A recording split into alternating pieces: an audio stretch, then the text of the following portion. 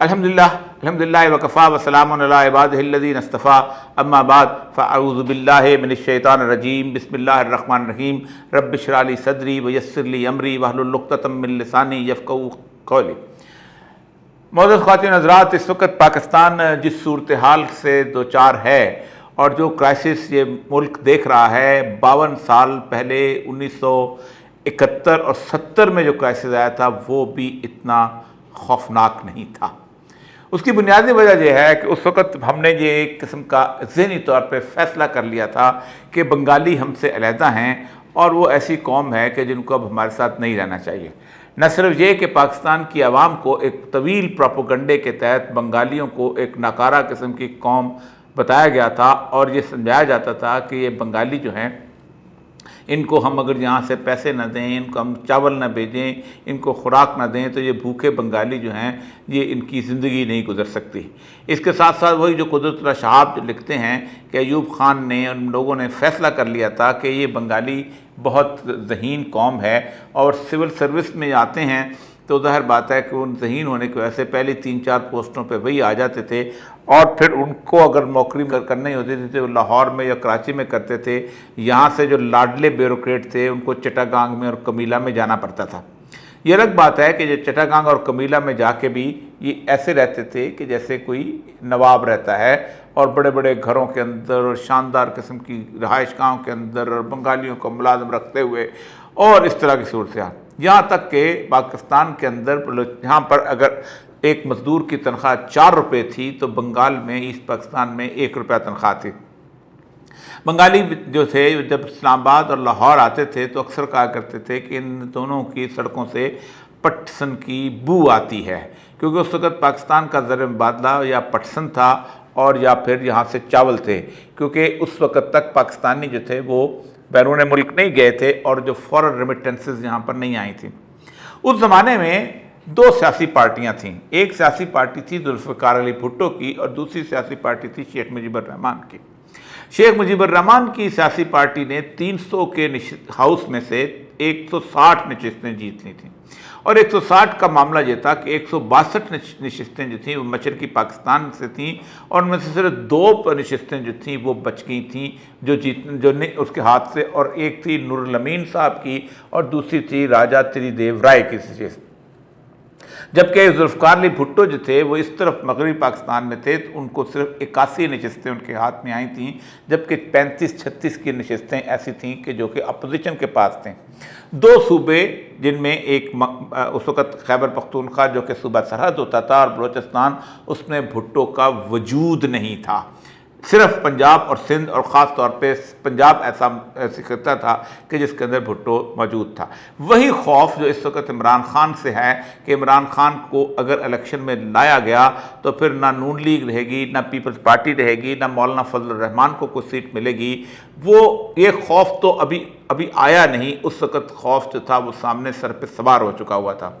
यही वजह है कि उस ज़माने में जिस वक़्त शेख मुजीबुर रहमान जीता है दिसंबर के इलेक्शन के अंदर, तो उससे लेके 25 मार्च तक, यानी आज का मार्च का महीना था, हम इस बात को तय करते रहे कि मुजीबुर रहमान के 6 नुकात जो हैं उनके साथ कैसे डील करना है। उस दौरान चूँकि सारी की सारी उर्दू प्रेस जो थी या तो जुल्फ़िकार अली भुट्टो की ग़ुलाम थी, जैसे कि आज़ाद और मसावत की, और या फिर मशरक़ इमरोज़ की तरह इस्टेब्लिशमेंट की मोहताज थी या उनके ज़ेर असर थी जिनको याह्या खान कंट्रोल कर रहा था। इस प्रेस ने ये साबित करने की कोशिश की, बिल्कुल उसी तरह जैसे आज इमरान ख़ान के बारे में साबित किया जाता है कि मुजीबुर रहमान एक फ़ितना है, मुजीबुर रहमान जो है इस पाकिस्तान के लिए एक बहुत बड़ी बला है जो नाज़िल हुई है। ये यहाँ से अपने लोगों को, पाकिस्तान के लोगों को वहाँ से ख़जाने को वहाँ ले जाएगा और वहाँ पर जाके ख़जाना जो है वो इंडिया के हवाले कर देगा। हैरान कुन बात है कि ये वो लोग कर रहे थे कि जो बड़े ज़हीन इकोनॉमिस्ट थे, कि जिनको अंदाज़ा था कि स्टेट बैंक में कागज़ के नोट की कोई हैसियत नहीं होती। जब मशरक़ी पाकिस्तान जो है वो बांग्लादेश बन गया था तो हमने नए नोट छाप लिए थे और इस तरह की कहानियाँ बयान की गई थीं। इसी तरह आज की 2-3 दिन जो 23-24 मार्च के ज़माने के अंदर ये नेगोशिएशंस करते वक्त 25 मार्च की शाम को ये ऐलान किया गया कि अब हम नेगोशिएशन नहीं करेंगे, क्योंकि शेख मुजीबुर रहमान जो है उस फितने से निजात हासिल करना बहुत ज़रूरी हो गया हुआ है। तो उसी वक्त फौरी तौर पर उसके घर पे बाकायदा उसी तरह जैसे कि ज़मान पार्क में छापा मारा गया है, छापा मारा गया और घूंसों से और ठुड्डों से शेख मुजीबुर रहमान को मारते हुए छोटे से तानमंदी के घर से लेके आए और उसको गिरफ्तार कर लिया गया। उसी शाम जुल्फ़िकार अली भुट्टो जो कि 81 सीटें रखता था, जो कि अपोजिशन लीडर था, जो कि कम सीटें लेके जीता हुआ था, उसने 6 घंटे के बाद तकरीबन वहाँ पर शाम को 7:15 बजे कराची एयरपोर्ट पहुँचा और आके उसने प्रेस से ख़िताब करते हुए कहा कि पाकिस्तान खुदा का शुक्र है बच गया। लेकिन उसको अंदाज़ा नहीं था, और उसको अंदाज़ा था, लोगों को अंदाज़ा नहीं था कि पाकिस्तान बचा नहीं। ये शख्स पाकिस्तान की तबाही के परवाने पर याह्या खान के साथ मिलकर दस्तखत करके आ गया है। जहाँ आरा इमाम एक खातून है, उसकी एक डायरी है जो 1 दिसंबर से लेके 23 मार्च तक है। उसका बेटे की लाश आई थी, उसके खामंद की लाश आई थी। वो डायरी पढ़ो तो आप आंसुओं से रो पड़ते हो कि ये हो गया था इस मुल्क के साथ। उससे ज़रा पहले अगरचे कि वो इंतकाल कर गए थे तफज़्ज़ुल मालिक मियाँ, लेकिन वो बता रहे थे ये आखिरी अय्याम जो थे ये ईस्ट पाकिस्तान के ये कैसे थे कि जिसके अंदर हमने पूरी तगोदो की थी कि ये लोग यहाँ से निकल जाएं, ये लोग यहाँ से चले जाएं, ये हमारे पीछे क्यों पड़े हुए हैं। आप हैरान होंगे कि पाकिस्तान के वो खित्ता जिसे हम पंजाब कहते हैं, इस लाहौर के अंदर एक तंजीम थी अंजमन जमहूरियत संद ख़वातीन, इसकी तायरा मज़हर अली ख़ान और एक शमीम आलम थी। उन्होंने और कुछ ख़वातीन ने मिलके जुलूस निकाला कि तुम ऐसे एक्शन क्यों ले रहे हो। तो लाहौर के शहरी उनके दो रोया खड़े हो गए और उन्होंने उनके मुंह पे थूका। उसके साथ साथ तमाम सहाफ़ियों के रगम उनके अलहदा 3 ऐसे सहाफ़ी थे जो कहते थे कि तुम ज़्यादती कर रहे हो। एक हमीद अख्तर थे, एक अब्दुल्ला मलक थे और तीसरे जो थे वो थे आई.ए. रहमान। इन तीनों की पुतले बनाकर जलाए गए और जब मशरक़ी पाकिस्तान टूट गया तो ग़ुलाम मुस्तफ़ा खर को जब भुट्टो ने गवर्नर लगाया तो उसने पूरे शहर में पोस्टर लगाए, सहाफ़त के 3 शैतान अब्दुल्ला मलक, हमीद अख्तर और रहमान। ये वो कैफियत थी। इस कैफियत के अंदर पाकिस्तान जो था वो 2 लख्त हो गया। लेकिन अब पाकिस्तान शायद 2 लख्त ना हो, लेकिन पाकिस्तान तबाही के रास्ते पर गामज़न हो जाए इस कैफियत के अंदर। मैं आपको अर्ज़ करूं कि इस वक्त इमरान खान को इलेक्शन से रोका क्यों जा रहा है। खौफ वही है कि जो उस वक्त खौफ था कि हम इंतखाबात जीतने के बाद इक़्तिदार में नहीं आएंगे, जो भुट्टो का खौफ था। एक मशहूर वाक़या खुर्शीद हसन मीर साहब बयान किया करते थे। वो पीपल्स पार्टी के रावलपिंडी के सरबराह थे और उस इलेक्शन भी उन्होंने उस ज़माने में वहाँ लड़ा था। वो और परवेज़ रशीद उस वक्त PSF के अंदर होते थे, उनके साथ राजा अनवर थे।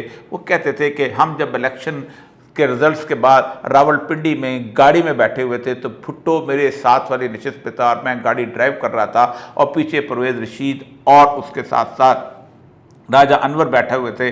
तो मैंने भुट्टो से कहा कि सर अब तो हम हार गए, अब तो आप वज़ीर आज़म नहीं बन सकते। तो भुट्टो ने कहा तुम देखते जाओ, मैं मुजीब को याह्या से मरवाऊँगा और याह्या को इंदिरा से मरवाऊँगा।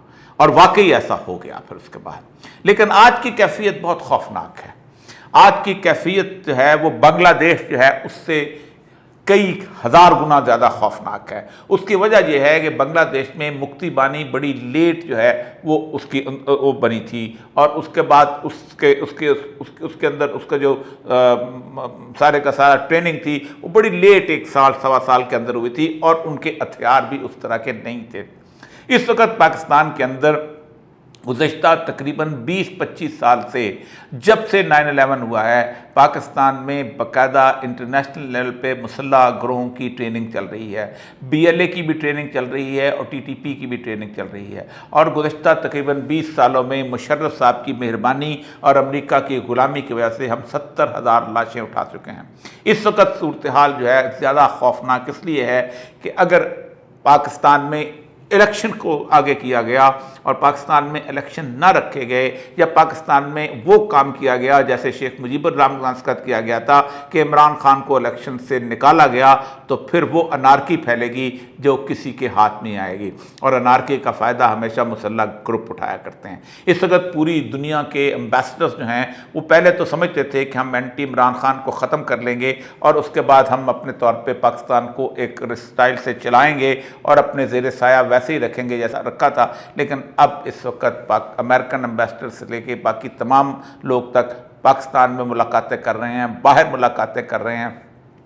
ज़ल्म खलीलज़ाद को आगे पीछे लगाया हुआ है, रॉबिन राफील लगी हुई है कि देखो अगर इस वक्त इमरान खान को इन्होंने इलेक्शन से आउट करने की कोशिश की तो हालात जो बिगड़ेंगे। इमरान खान के फॉलोअर जो हैं वो तो डंडा बरदार नहीं हैं, उसके फॉलोअर तो असला बरदार नहीं हैं, उसके फॉलोअर तो ऐसे नहीं हैं, लेकिन कैफियत ऐसी चलेगी कि पाकिस्तान की तमाम लॉ एंड ऑर्डर फोर्सेस जो हैं उनको पंजाब और सिंध में एंगेज करना पड़ेगा। KPK खुद जज्बाती तौर पर इमरान खान के साथ है, तो वो तमाम फोर्सेस जो कि ऑर्गेनाइज हैं, वो तमाम फोर्सेस जो कि काफ़ी अरसे से पाकिस्तान की फ़ौज के साथ लड़ रही हैं, वो तमाम फोर्सेस जो हैं उनको रास्ता मिलेगा। इसको कहते हैं पोरस सोसाइटी, वो सोसाइटी जिसके अंदर हर तरफ से रास्ता बनाया जा सकता है, वो सोसाइटी के जिसके अंदर सोचा भी नहीं जा सकता तो आप हमला किया जा सकता है। ऐसी सूरत हाल में समझते हैं कि पाकिस्तान के एटॉमिक हथियार जो हैं वो किसी न किसी तौर पर शिद्दत पसंदों के हाथ में आ सकते हैं। और एटमी हथियार के हवाले से मामला बहुत खौफनाक है। पूरी दुनिया एक एटमी हथियार के चलने से खौफजदा हो जाती है। उसकी वजह यह है कि छोटे छोटे टैक्टिकल हथियार अगर 10-20-25 चला दिए जाएँ तो उसके नतीजे में एक ऐसी तब्दीली दुनिया के एनवायरनमेंट के अंदर आएगी कि जिसके बाद पूरी दुनिया में एक ऐसा धुआं सा छा जाएगा जिसको न्यूक्लियर विंटर कहते हैं। और ये धुआं जो है ये पूरी दुनिया के अंदर कम से कम 20 साल तक छाया रहेगा और उसके दौरान सिर्फ पाकिस्तान नहीं पूरी दुनिया के जो ज़मीन है उस पर 25% के करीब सिर्फ सूरज की रोशनी पहुंचेगी, जिसकी वजह से ना आपकी फसलें पक सकेंगी, आपको शायद जानवरों की तरह कच्ची घास खानी पड़े। एक खौफ है जिस खौफ की वजह से इस वक्त ट्रेम्बल कर रहे हैं। लेकिन उसके बावजूद पाकिस्तान के अंदर कुछ जो जिसे कहते हैं मफाद ना आशना लोग अभी तक अपनी अना और गैरत के अंदर, गैरत क्या कह सकते हैं, अब बहरहाल वो गैरत तो नहीं है, अना ही है कि जिसके अंदर वो गुम हैं। देखें शेख मुजीबुर रहमान के वक्त हालात इतने ख़राब नहीं थे। उसकी वजह यह है कि कोई राना सनाउल्लाह जैसा वज़ीर दाखिला नहीं था कि धमकियों पे उतर आए, जो कहे ये फितना है और मैं इसको ख़त्म करना चाहता हूँ, जो कहे कि मैं इसको पाक करना चाहता हूँ, मैं इसको पकड़ के इमरान खान को मैं बलूचिस्तान लेके जाऊँगा और मैं देखूँगा। शेख मुजीबुर रहमान को किसी ने इस तरह वाज़ेह धमकियाँ नहीं दी थी। कोई उस वक़्त मरियम नवाज़ की तरह की मुंतकिम मिजाज औरत जो है उस वक़्त मुयस्सर नहीं थी। सब कुछ बड़े सटल और खामोशी से आराम से हो रहा था और हालात इतने दिगरदून नहीं थे। असल मसला वही हुआ था कि जब हमने इनकार किया तो बंगालियों ने बहुत अरसे के बाद अपने आप को इंतहाई मायूस समझा और वो हमारे खिलाफ खड़े हो गए। एक और अहम तरीन बात यह है कि बंगाल से आपने एक तवील अरसा जो साल एक का ऑपरेशन हुआ था उसके अंदर आप वापस भी आ गए थे।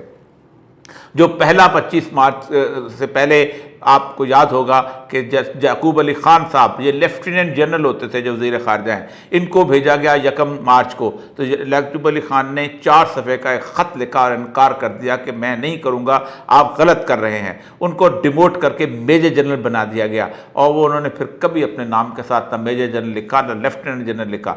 लेकिन उसके बावजूद भी हमारी ट्रांसफ़र पोस्टिंग हो रही थी। जनरल राजा खादम हसन राजा जो थे ये उस वक्त GOC थे और उस वक्त टिक्का खान आए थे और टिक्का खान से उस हाई कोर्ट के जज ने, चीफ जस्टिस ने हल्फ लेने से इनकार कर दिया था। यहाँ से हाई कोर्ट का जज जो था उसको बुलाया गया वेस्ट पाकिस्तान के चीफ को, उसने भी जाने से इनकार कर दिया, दबाव डाल के हल्फ ले लिया गया। फिर उसके बाद टिक्का खान की भी ट्रांसफ़र हो गई और जनरल न्याजी आ गया। ये सब कुछ हो रहा था। लेकिन क्या पाकिस्तान के अंदर अगर पाकिस्तान की पुलिस या पाकिस्तान की रेंजर इस सारी कैफियत के अंदर जो है वो शिकार होंगे तो फिर क्या हम वहाँ तो हम लड़के वापस चकवाल आ गए थे, हम झेलम आ गए थे, हम बनु आकल आ गए थे, हम मर्दान और कोहाट में आ गए थे, हम अब कहाँ जाएंगे अगर ये कैफियत पैदा हो गई। वो जो है वो मेरा एक शेर है, कि रुत बदलती ही नहीं, मौसम बदल जाने के बाद रात ढलती ही नहीं है, दिन निकल जाने के बाद। ये वाली कैफियत, किसके घर जाएंगे? कौन दर खोलेगा अब हिजरत नसीबों के लिए? किसके घर जाएंगे अब घर से निकल जाने के बाद? यहाँ से भाग के कहाँ जाएंगे? हमको उन्हीं टेररिस्टों का सामना करना पड़ेगा अगर खुदा न खास्ता वो गालिब आ गए। हमको उन्हीं लोगों का सामना करना पड़ेगा जब पत्थर लेके गलियों में निकले। और अगर आप ये समझते हैं कि ये आसान है तो ये नामुमकिनात है। पाकिस्तान की इस वक्त की सूरत हाल बांग्लादेश की 52 साल की सूरत हाल से कई गुना ज़्यादा ख़तरनाक है। उस वक्त हमारा सियासतदान भी और हमारे बाकी लोग भी किसी न किसी हद तक मुतहम्मल मिजाज थे। अब की सूरत हाल खौफनाक नहीं, ख़तरनाक नहीं, खौफनाक से भी कई गुना ज़्यादा है। वाखिर दावाना अल्हम्दुलिल्लाह रब्बिल आलमीन।